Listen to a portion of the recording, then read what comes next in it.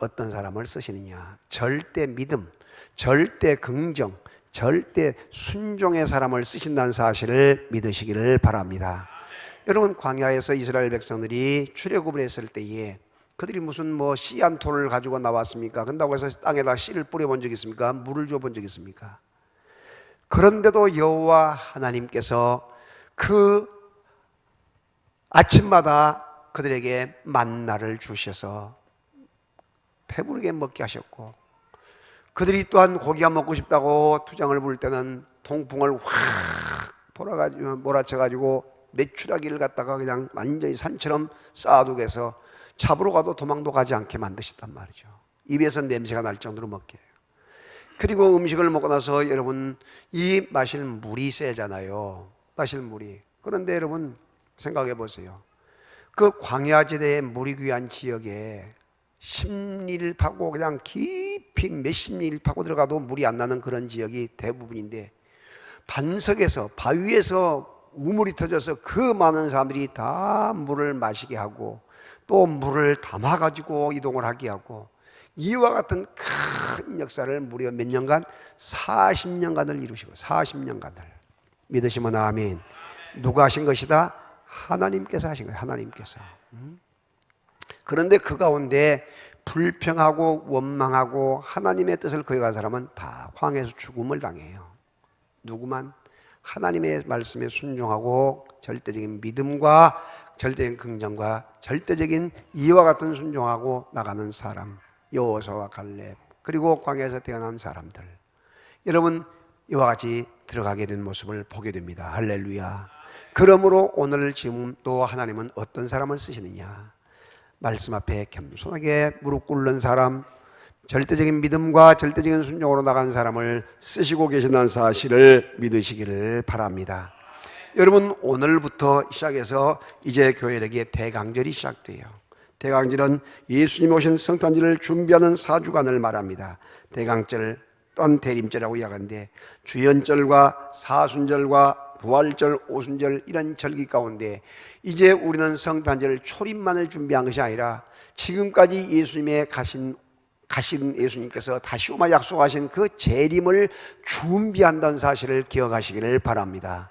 그래서 우리는 예수님이 언제 오실지 모르지만은 언제든지 오늘 밤에 오신다 할지라도, 이 시간에 오신다 할지라도, 아니면 내년에 오신다 할지라도 전혀 부담 없이 편안한 마음으로 주 예수여 어서 오시옵소서 기다리고 맞이할 준비를 할 수 있는 여러분이 되시기를 주의 이름으로 축원합니다.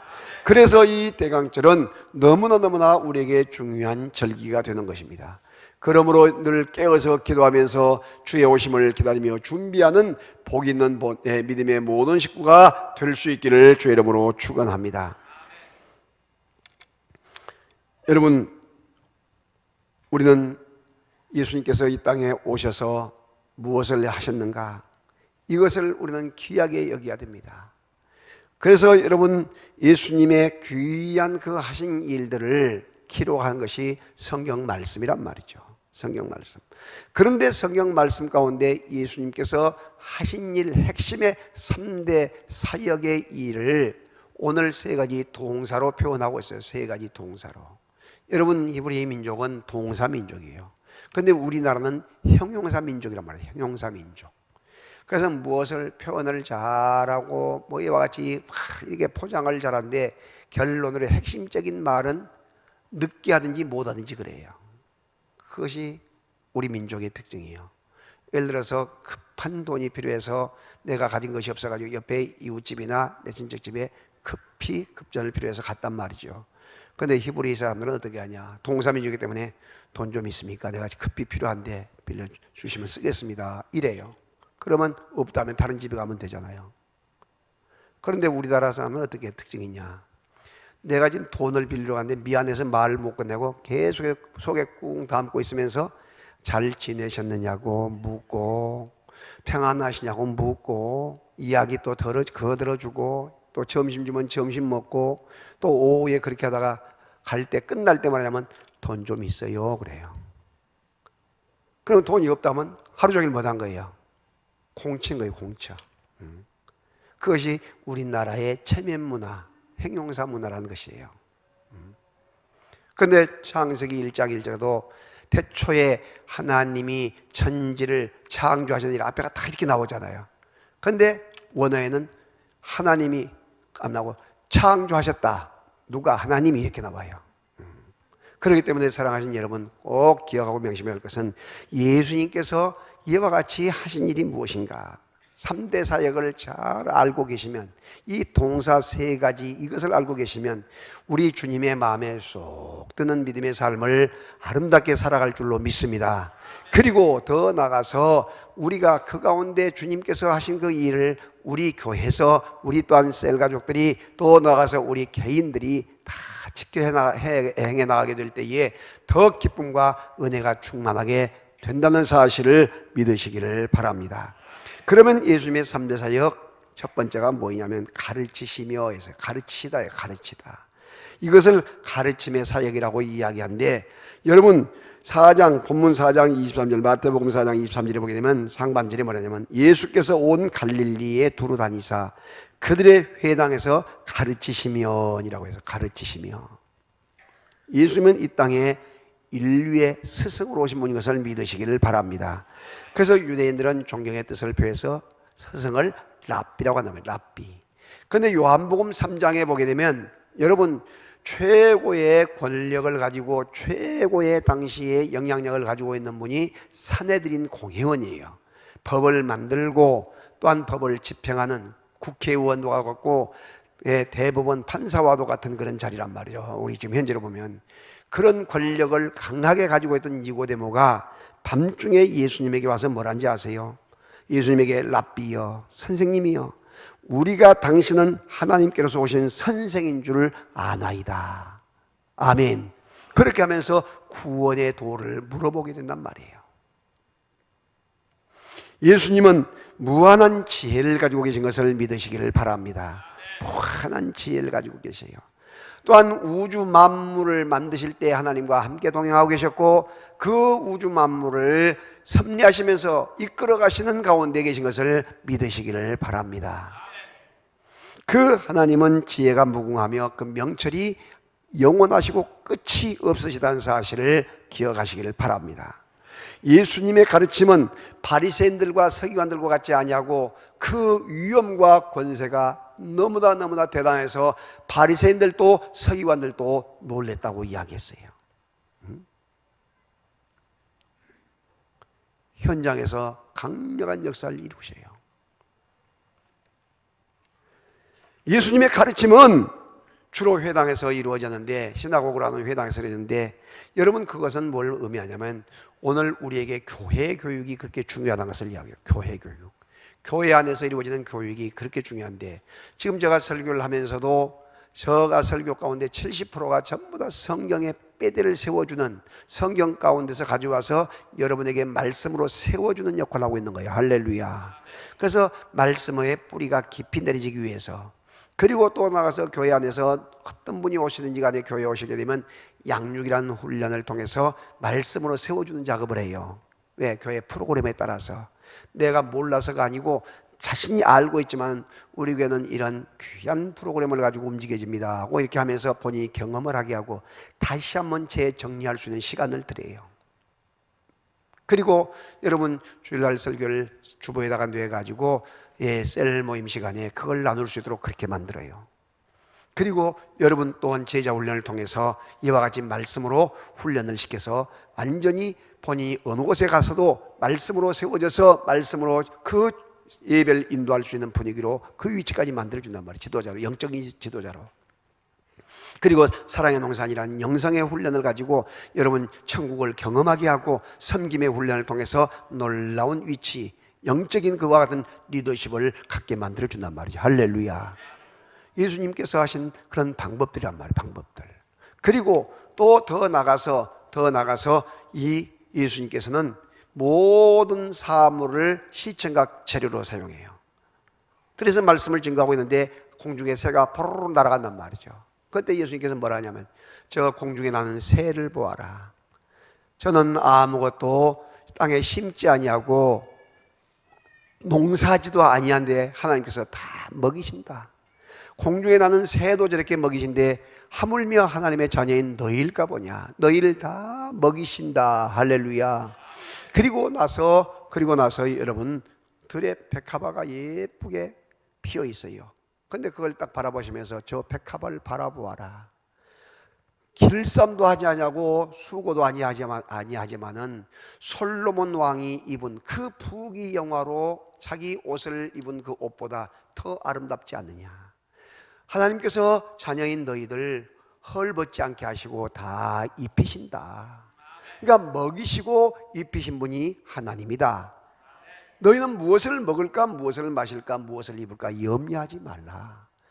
이는 이방인들이 염려하는 것이요 너희는 먼저 그의 나라와 그의 의를 구하라. 그리하면 이 모든 것을 너희에게 더해 주시리라. 할렐루야. 말씀하고 계신 것을 믿으시기를 바랍니다. 그리고 예수님께서는 몸소 경험을 통해서 바로 실천을 하세요. 배를 타고 가신데 바람이 불어가지고 막 배에 물이 들어와요. 배가 곧 침몰할 지경이 있어요. 근데 예수님은 그 물에서 너무나 피곤해 주무시고 계신 거예요. 그때 예수님을 막 흔들어 깨워. 예수님 우리가 죽게 생겼습니다. 그날은 지역에 바람이, 산바람이 갑자기 확 불어오면서 막 태풍이 바다가 일어나가지고 그 갈릴리 바다가 일어나가지고요 막 배가 뒤집어지고 이런 현상이 나타나요. 그게 예수님께서 뭐라고 하신자? 믿음이 적은 자들아 왜 의심하느냐 하시는지, 글쎄 바다 그 파도 치는 풍랑을 바다에 잔잔하라고 명령을 해요. 바다는 잔잔할지어다 하니까 조용하게 언제 바람이 부느냐는 식으로 잔잔해진 것을 믿으시기를 바랍니다. 여러분, 이 물로 포도주를 만드시고 물고기 2마리와 보리떡 5개로 5,000명을 먹이고 12광주를 거두는 도저히 과학이나 세상의 이치로 이해가 되지도 않는 일을 행하신단 말이죠. 그렇기 때문에 가르침이란 것이 얼마나 대단하냐는 거예요. 여러분, 우리는 다시 한번 하나님의 말씀 앞에 깊이 뿌리를 내리시고 그 말씀 앞에 겸손하게 머리를 숙일 수 있는 믿음의 사람이 되어지고 말씀의 사람이 되어져야 할 줄로 믿습니다. 우리가 가르침을 자꾸 받기를 원하고 주여 나를 지도해 주세요, 나를 가르쳐 주세요. 또한 내 안에 계신 성령님께서 나를 이끌어 주시고 인도해 주세요. 늘 배우려고 하는 그런 마음의 자세, 늘 하나님의 가르침을 따르려고 하는 그런 자세를 갖기를 주님의 이름으로 축원합니다. 그리고 교회에서 목회가 지금 아주 제자 훈련이 저의 목회 포인트거든요. 제자 훈련을 통해서 큰 남편들, 특별히 교회를 다녀도 예배만 들어갔다 왔다 갔다 하는 그런 분들이 이 제자 훈련을 통해서, 목사님과 1년 이상 한 제자 훈련을 통해서 놀라운 변화를 가져와요. 주님을 뜨겁게 만나며 일꾼이 되어져요. 지금까지 계속해서 이 훈련을 해왔기 때문에 얼마만큼 중요한지 몰라요. 그래서 어떠한 환경, 어떠한 처지에 딸지라도 믿음의 주 온전케 하신 예수님을 바라보면서 말씀으로 새로워지고 세워지는 그와 같은 복 있는 역사가 있기를 주의 이름으로 축원합니다. 그래서 여러분, 이 말씀 대행진, 전도 대행진에 동참하여 성경을 일독할 수 있는 그런 믿음의 사람들이 되어질 수 있기를 주의 이름으로 축원합니다. 우리 김현자 권사님이 말씀을 창세기부터 계시록까지 다 한번 기록을 했어요. 그래가지고 교회에서 책을 만들어 드렸어요. 책을. 그런데 그 책을 3권으로 만들었는데 원래 1권으로 만들어야 하는데 지금 제가 이야기를 했더니 3권으로 만드는데 너무나 예쁘게 만들어 왔어요. 여러분, 어떤 책보다도 가장 귀한 가보가 될 줄로 믿습니다.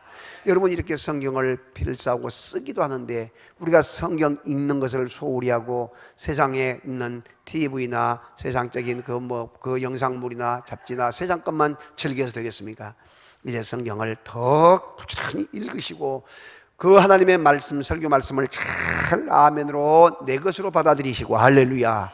그리고 그 기록된 말씀을 지키셔서 하나님의 크고 놀라운 뜻을 이루어 드릴 수 있기를 주님의 이름으로 축원합니다. 자, 그리고 우리에게 두 번째 예수님께서는 뭘 가르치냐면 전파심이에요. 전파시다. 다시 한번 천국 복음을 전파하시는 사역을 하세요. 예수님은 가시는 곳곳마다 복음 전파입니다. 예수님의 복음의 근본이시며 핵심이 바로 전도, 생명 살리는 것이에요. 그런데 예수님께서는 무엇을 이야기하고 계시느냐? 우리에게 7가지를 이야기하고 계세요. 첫째는 씨의 복음이에요. 씨의 복음. 다 같이 씨의 복음.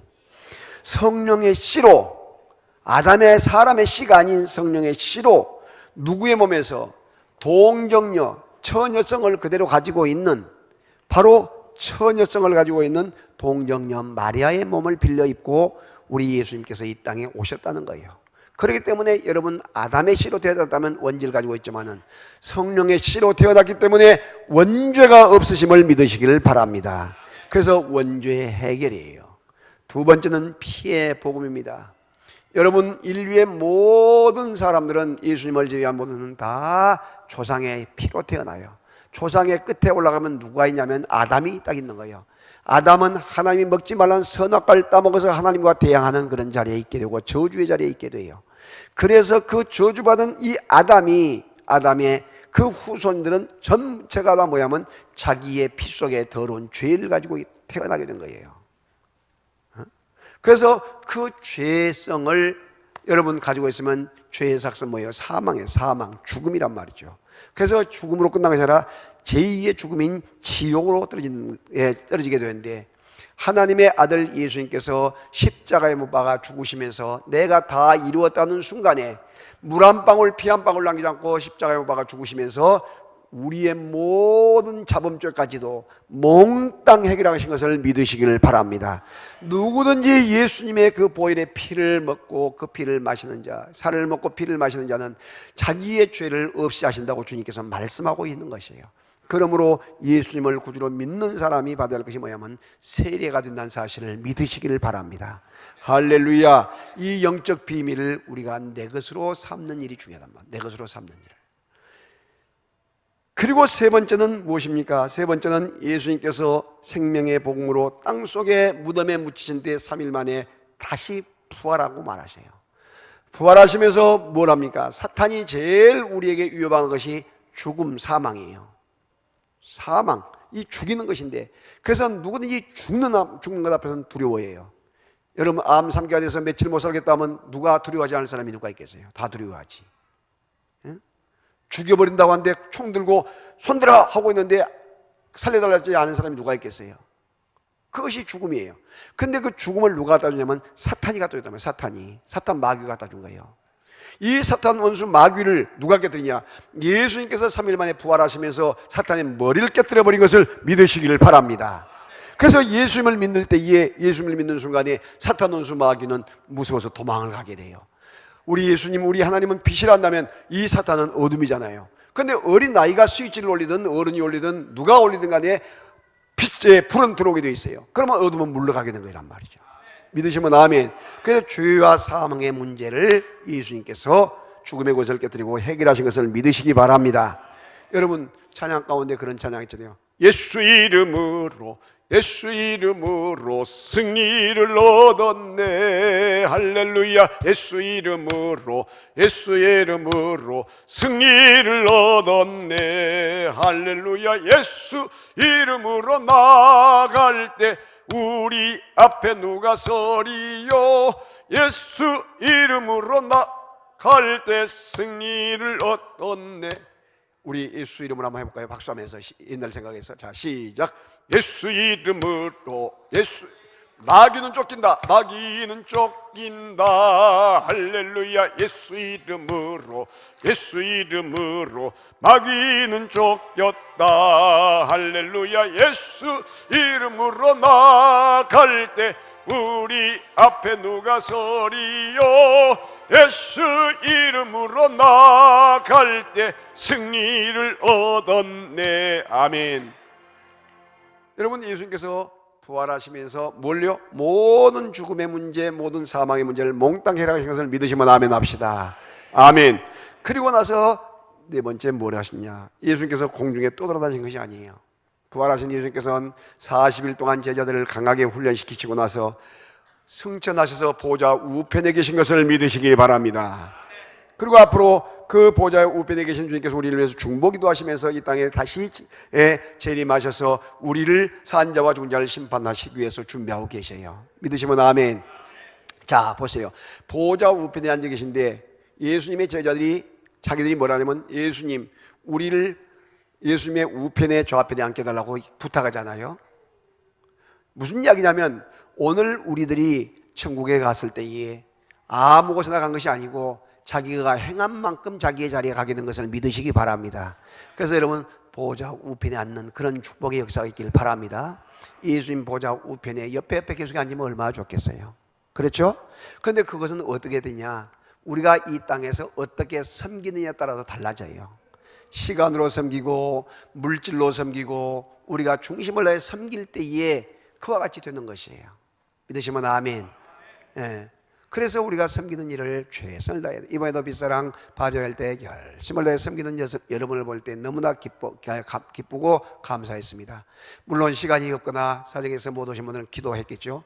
여러분 이런 귀한 일 앞으로 내년 2회 3회 계속 앞으로 할 거든요. 다 열심을 다해서 참여해서 여러분 영광을 돌리시고, 교회 안에서도 청소한 날 걸레를 들고 청소한 날 하더라도 열심을 다해서 청소하시고, 그리고 자기에게 직분을 주신 것은 이와 같이 섬기기 위해서 주신 거예요. 섬기기 위해서 전도하면서 섬기고, 정말로 중심을 다해서 섬기고, 사랑하는 양들을 섬기기 위해서 직분을 주셨단 말이죠. 그래서 여러분 교회 안에서 제일 많이 섬기는 분이 누굴까? 담임 목사님이 제일 많이 섬겨요. 내가 그래서 그 이야기 하네요. 새벽부터 일어나서 찬양한 사람이 누구냐? 교인 한 사람도 없어도 찬양한 사람 목사님이에요. 그리고 잠을 주무실 때도 기도할 때가 많고, 그렇게 여러분 그렇게 될 때에 생각해 보세요. 개척해서 한두 사람 가지고 시작해서 이 교회를 만들어낼 때, 교회 4번 일이 갈 때 그냥 되겠습니까? 얼마나 많은 희생과 헌신이 따르지. 그리고 또한 그 사모도 저도 마찬가지예요. 이번에 바자회 끝나고 다 돌아갔는데 이제 절임 배추가 남았잖아요. 그런데 이제 그것을 김장을 해야 한다는 거예요. 남들이 그 피곤해서 그냥 바쁘고 너무나 힘드니까 사모가 나서더니 그 김장 남은 거 150포기 된 것을 다시 다 칼질해 가지고 말이죠. 이제 그 권사님 한 사람하고 딴 두 사람하고 그래가지고 그것을 늦은 시간까지 소금물에 절이고 다 이렇게 하더라고. 그리고 나서 어제는 또 일찍 가서 또 장에 가서 그 두암동 장에 가서 다 가게 봐가지고 그 장 봐가지고 그냥 늦은 시간까지 그렇게 준비를 해. 여러분 1000명이 넘는 가까이 이 교인들이 되는데 얼마나 그 정성을 다하고 있습니다. 그리고 오늘 또 오후에 이제 여러분 손을 넣어서 함께 김장을 또 잘 하시기 바랍니다. 할렐루야.